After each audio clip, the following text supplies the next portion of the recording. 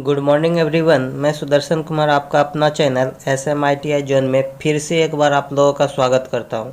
आज के इस वीडियो में मैं आप लोगों को रेक्टिफायर चैप्टर के कुछ वस्तुनिष्ठ प्रश्न के बारे में बताऊंगा जो आपके आगामी UPPCL, TG2, DRDO, इसरो, भेल, DMRC आदि एग्ज़ाम के लिए काफ़ी महत्वपूर्ण है।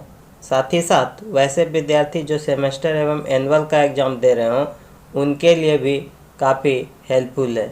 तो चलिए स्टार्ट करते हैं आज का वीडियो। देखिए फर्स्ट नंबर क्वेश्चन क्या कर रहा है, कह रहा है रेक्टिफायर परिपथ में प्रयुक्त युक्ति है। देखिए रेक्टिफायर परिपथ में प्रयुक्त युक्ति है। तो देखिए रेक्टिफायर परिपथ में हम लोग जो कौन सा युक्ति यूज करते हैं, तो रेक्टिफायर में हम लोग क्या करते हैं, रेक्टिफायर परिपथ में हम लोग जो युक्ति यूज करते हैं वो होता है डायोड। वो यूज करते हैं हम लोग डायोड, जो यहाँ पे ऑप्शन नंबर सी सही है। अब हम लोग ये रेक्टिफायर जान लें कि रेक्टिफायर का क्या काम है। रेक्टिफायर क्या करता है, रेक्टिफायर का काम है AC को DC में बदलना, ठीक है। साथ ही साथ यह रेक्टिफायर जो है एक प्रकार का क्या होता है, डायोड होता है। और डायोड हमारा क्या होता है कि ये यूनिडायरेक्शनल डिवाइस है, मतलब एक दिशीय युक्ति है। और जो डायोड का सिंबल होता है, देखिए ये डायोड का सिंबल, ये हमारा डायोड का सिंबल है। इसको हम लोग कहते हैं एनोड और इसको हम लोग कहते हैं कैथोड।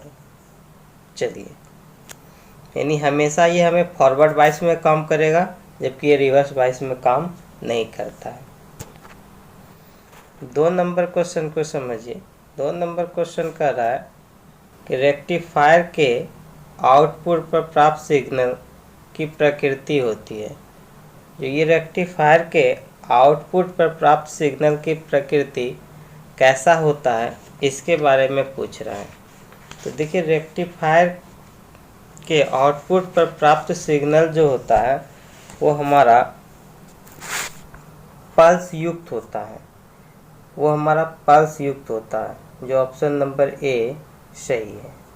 क्योंकि रेक्टिफायर में हम लोग क्या चाहिए, ये यूनिडायरेक्शनल होता है, यानी यूनिडायरेक्शनल कहने का अर्थ यह है कि धारा का प्रवाह जो होता है केवल एक ही दिशा में होता है। इसका काम है रेक्टिफिकेशन करना। तो जो हमें इससे आउटपुट में जो सिग्नल प्राप्त होती है वो पल्सेटिंग होता है, ठीक है। तो जब ये पल्सेटिंग होता है, यानी हमें शुद्ध DC प्राप्त नहीं होता है, तो फिर हम इसको शुद्ध DC प्राप्त करने के लिए हम इसमें फिल्टर लगाते हैं। चलिए 3 नंबर क्वेश्चन समझिए। 3 नंबर क्वेश्चन कह रहा है कि रेक्टिफायर का प्रयोग निम्न में से कहाँ किया जाता है। देखिए रेक्टिफायर का जो हम लोग प्रयोग कहाँ करते हैं, तो रेक्टिफायर का जो प्रयोग होता है, ये रेक्टिफायर का जो हम लोग प्रयोग करते हैं वो पावर सप्लाई में भी करते हैं, रेडियो सिग्नल डिटेक्टर के रूप में भी करते हैं, साथ ही साथ AC को DC में बदलने के लिए भी करते हैं। तो उपरोक्त में से सभी, ये ऑप्शन नंबर डी इसका सही होगा। क्योंकि रेक्टिफायर क्या करता है, AC को DC में भी बदलता है, और साथ ही साथ हम इसका प्रयोग कोई भी रेडियो सिग्नल में भी करते हैं, फिर हम पावर सप्लाई में भी रेक्टिफायर का करते हैं। उसके बाद चलिए 4 नंबर क्वेश्चन देखिए क्या कह रहा है। 4 नंबर क्वेश्चन में कह रहा है कि रेक्टिफायर परिपथ में प्रयुक्त डायोड, रेक्टिफायर परिपथ में प्रयुक्त डायोड क्या होता है। तो रेक्टिफायर परिपथ में प्रयुक्त डायोड क्या होता है, सिर्फ रेक्टिफायर परिपथ में प्रयुक्त डायोड फॉरवर्ड बाइस में धारा प्रवाह करता है। सिर्फ केवल ये फॉरवर्ड बाइस में धारा का धारा का प्रवाह करता है। यानी अभी जस्ट हम बताए कि रेक्टिफायर का जो देखिए सिंबल होता है, रेक्टिफायर का जो हम लोग सिंबल होते थे बताए थे कि रेक्टिफायर एक प्रकार का डायोड है। तो डायोड है तो इधर क्या होता है, ये पॉजिटिव होता है और ये निगेटिव होता है। तो जब हम इस डायोड को बैटरी के पॉजिटिव से और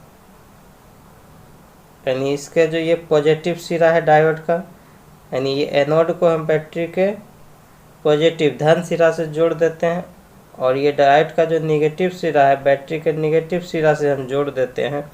तो ये करंट जो है ना हमेशा इस डायरेक्शन में फ्लो होता है, ठीक है, पॉजिटिव से निगेटिव की ओर।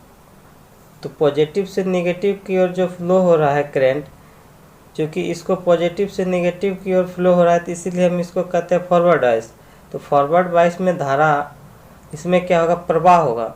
जबकि अगर इसके टर्मिनल को हम बदल देंगे तो इसमें धारा प्रवाह नहीं होता है। तो यानी रेक्टिफायर परिपथ में प्रयुक्त डायोड फॉरवर्ड वाइस में धारा प्रवाह करता है, जबकि रिवर्स वाइस में धारा प्रवाह नहीं करता। ये याद रखिएगा आप लोग। तो यहाँ ऑप्शन नंबर ए सही है। 5 नंबर समझिए। 5 नंबर में कहता है कि 5 नंबर में आपका कह रहा है कि एक हाफ वेव रेक्टिफायर में प्रयुक्त डायोड का एनोड किस बायस में धनात्मक होता है। किस बायस में धनात्मक होता है, बोलता है एक हाफ वेव रेक्टिफायर में प्रयुक्त डायोड का एनोड किस बायस में धनात्मक होता है। ये हाफ वेव की बात की जा रही है। एक हाफ वेव रेक्टिफायर में प्रयुक्त डायोड का एनोड किस बायस में धनात्मक होता है। तो ये हमेशा जो हाफ वेव में फॉरवर्ड बायस में ही धनात्मक होता है, जो ऑप्शन नंबर ए सही है। 6 नंबर क्वेश्चन की ओर समझिए।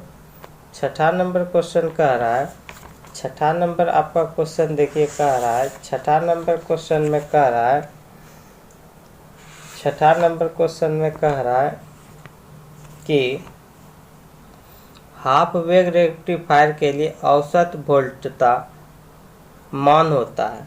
हाफ वेव रेक्टिफायर के लिए औसत वोल्टता मान होता है।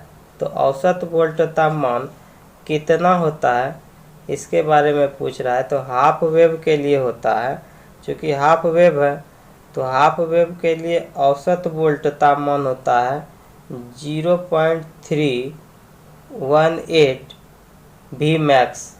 यानी जो ऑप्शन नंबर ए है इसका ऑप्शन नंबर ए सही होगा। अब देखिए हाफ वेव के लिए चाहे आप वोल्टता निकालिए या करंट निकालिए, तो कभी कभी आपको देखने को मिलेगा यही जो है ना आई एवरेज निकालने के लिए एवरेज, या इसी को हम लोग कहते हैं आई डीसी, डायरेक्ट करंट को ही हम लोग एवरेज करंट कहते हैं।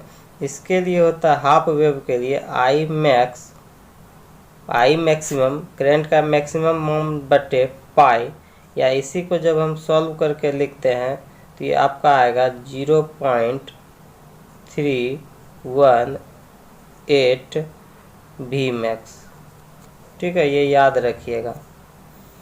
तो यहाँ पे ऑप्शन नंबर 1 सही होगा कि हाफ वेव रेक्टिफायर के लिए औसत वोल्टता मान कितना होगा 0.318 वी मैक्स, या इसी को हम लोग कहते हैं आईडीसी, एवरेज को ही हम लोग डायरेक्ट करंट कहते हैं। 8 नंबर क्वेश्चन देखिए, 7 नंबर क्वेश्चन में देखिए मिलान करने के लिए क्या कह रहा है। 7 नंबर क्वेश्चन में आपका मिलान करने के लिए दिया है, इसको मिलान करना है। 7 नंबर क्वेश्चन में देखिए मिलान करने के लिए दिया है। एक तरफ प्रतीक है, दूसरे तरफ क्या है, पद है। सूची 1 में प्रतीक दिया है और सूची 2 में पद है।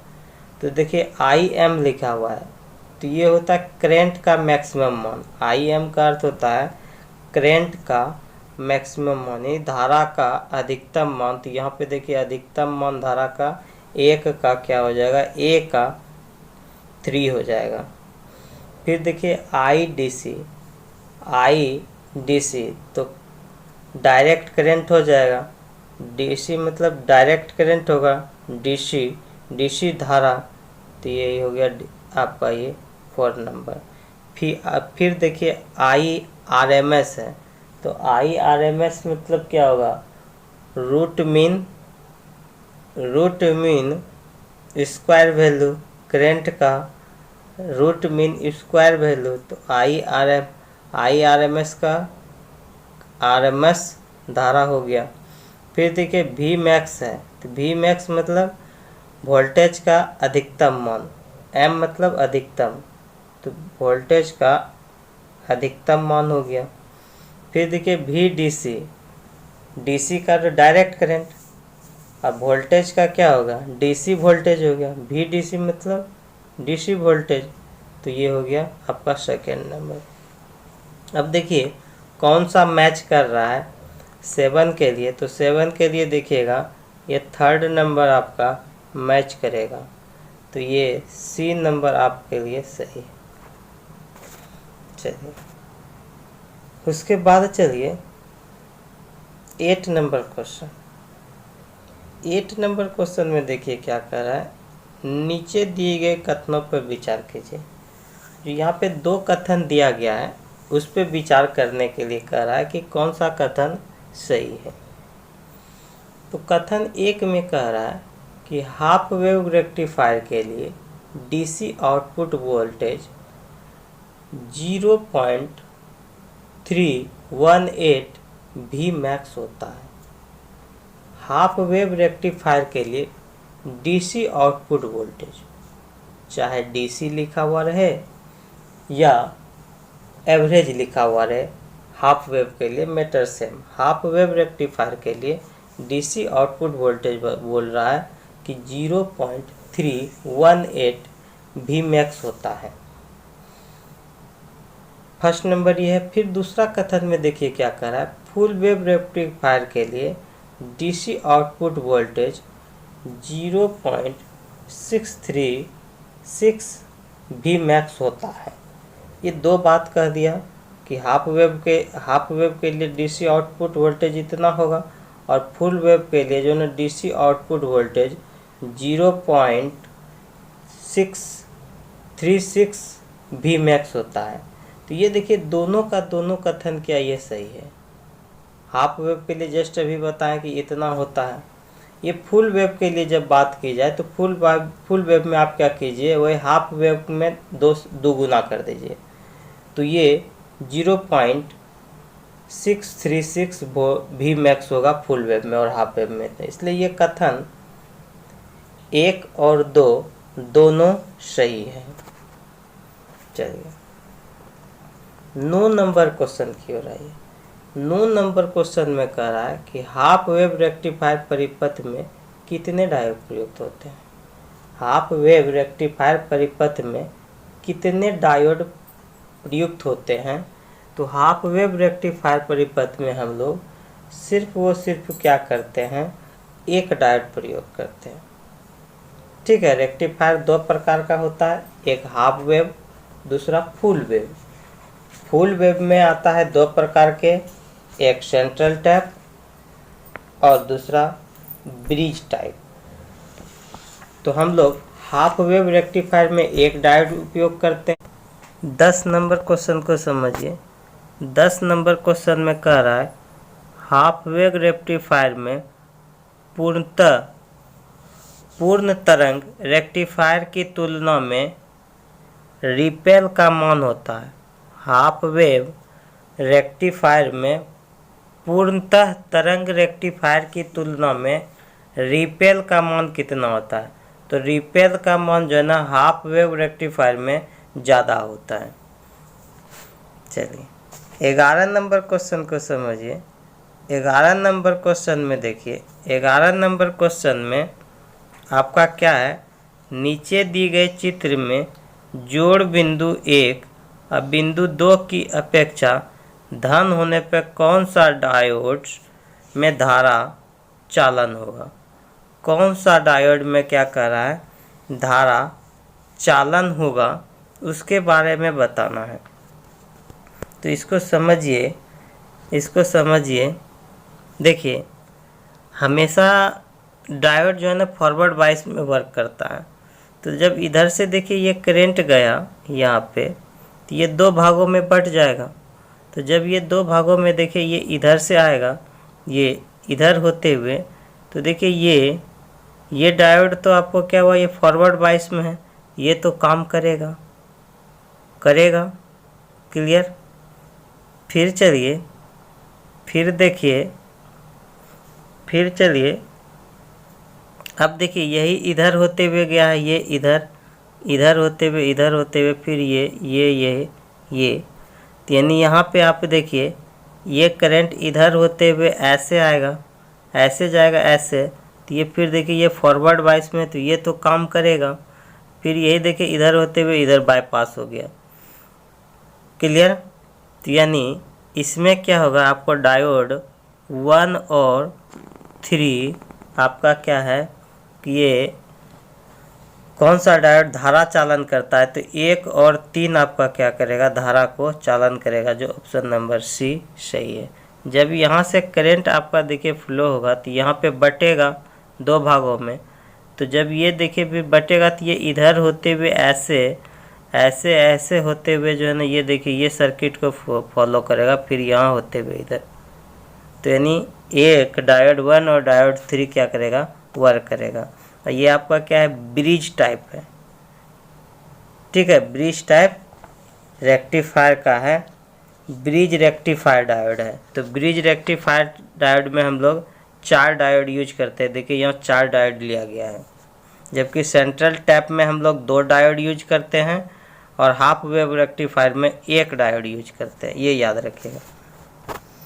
फिर देखिए नेक्स्ट, 2 डायोड वाले फुल वेव रेक्टिफायर की अपेक्षा ब्रिज रेक्टिफायर का लाभ यह है कि देखिए 2 डायोड वाले फुल वेव रेक्टिफायर, देखिए फुल वेव रेक्टिफायर 2 प्रकार का होता है। एक सेंट्रल टैप होता है, तो सेंट्रल टैप में हम लोग 2 डायोड यूज करते हैं, और ब्रिज रेक्टिफायर में हम लोग 4 डायोड यूज करते हैं। तो यहाँ कर रहा है 2 डायोड वाले फुल वेव रेक्टिफायर की अपेक्षा ब्रिज रेक्टिफायर का लाभ क्या है। तो ब्रिज रेक्टिफायर का लाभ ये है कि ब्रिज टाइप रेक्टिफायर का लाभ ये है कि इसमें हम लोग भारी ट्रांसफार्मर से छुटकारा मिलता है। यानी हम लोग जो ये ब्रिज टाइप रेक्टिफायर होता है, तो उसमें हम कोई भी ट्रांसफार्मर यूज नहीं करते हैं। ठीक है, जबकि ये 2 डायोड वाला जिसको हम लोग कहते हैं सेंट्रल टैप, तो इसमें हम लोग क्या करते हैं, सेंट्रल टैप ट्रांसफार्मर यूज करते हैं। तो ये ऑप्शन नंबर सी सही है कि ब्रिज टाइप रेक्टिफायर में हम लोग भारी ट्रांसफार्मर से छुटकारा मिल जाता है। ठीक है, ये ऑप्शन नंबर सी सही है।